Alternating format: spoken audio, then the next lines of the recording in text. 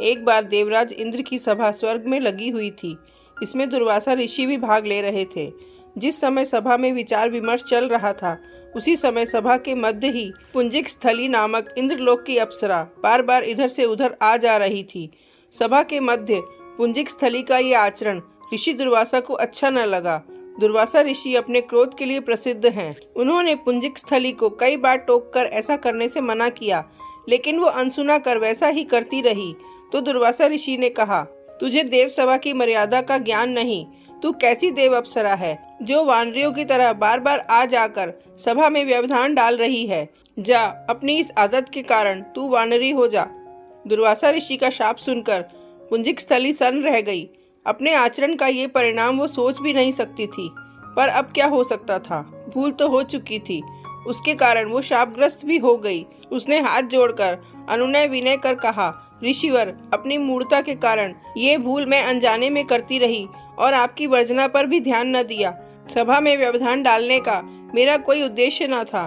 कृपया बताइए, अब आपके इस श्राप से मेरा उद्धार कैसे होगा। अप्सरा की विनती सुनकर ऋषि दुर्वासा पसीजे और बोले, अपनी इस चंचलता के कारण अगले जन्म में तू वानर जाति के राजा विरज की कन्या के रूप में जन्म लेगी। तू देव सभा की अप्सरा है, अतः तेरे गर्भ में एक महान बलशाली यशस्वी तथा प्रभु भक्त बालक का जन्म होगा। पुंजिक अप्सरा को संतोष हुआ।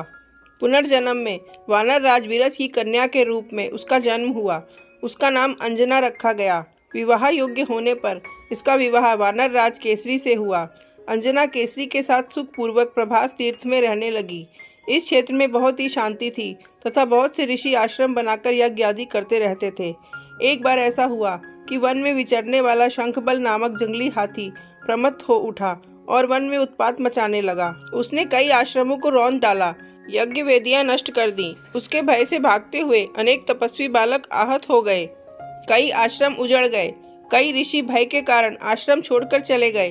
केसरी को जब शंखबल नामक हाथी के इस उत्पात का पता लगा, तो वो आश्रम तथा आश्रम वासियों की रक्षा के लिए तत्काल वहां आए और शंखबल को बड़ी कुशलता से घेरकर उसके दोनों दांतों को पकड़कर उखाड़ दिया।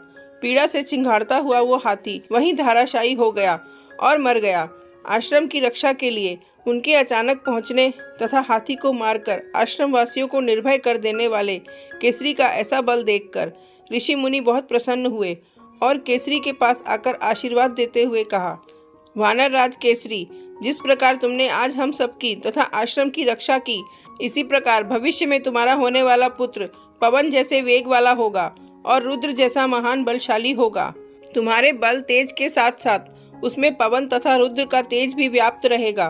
केसरी ने कहा, ऋषिवरों, मैंने तो बिना किसी कामना के प्रमत्त हाथी को, जो किसी प्रकार वश में नहीं आ रहा था, मारकर आपकी इस यज्ञ भूमि को निर्भय किया है।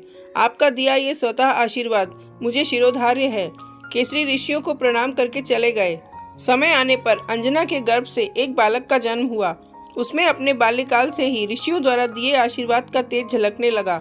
आश्रमों में वो पवन वेग की तरह जहां तहां पहुंच जाता। आश्रमों में विघ्न डालने वाले वन्य जीवों तथा दुष्ट व्यक्तियों को अपने अपार बल से खदेड़ देता। अपने इस पराक्रम से वो मदमस्त हो जाता तथा अपने साथियों के साथ वो आश्रमों में क्रीड़ा करने लगता। उसको खेलने से कोई रोकता तो वो उसको भी तंग करने लगता। बालक तो था ही, उसके बाल कौतुक से जब ऋषियों को असुविधा होने लगी तथा उनके पूजा पाठ और यज्ञ में व्यवधान आने लगा, तो उन्होंने उसके स्वभाव में शांति लेने के लिए आशीर्वाद जैसा श्राप दिया कि तुम अपने बल को हमेशा भूले रहोगे। जब कोई तुम्हें आवश्यक होने पर तुम्हारे बल की याद दिलाएगा, तब फिर तुम में अपार बल जागृत हो जाएगा। इससे वो बालक शांत स्वभाव का हो गया। केसरी नंदन ये बालक आगे चलकर हनुमान नाम से प्रसिद्ध हुआ। सीता जी की खोज के लिए जब कोई समुद्र पार करने का साहस नहीं कर पा रहा था और हनुमान भी चुप बैठे थे, तो जामवंत ने हनुमान जी को उनके बल की याद दिलाई थी। तब उन्होंने समुद्र पार कर सीता की खोज की थी।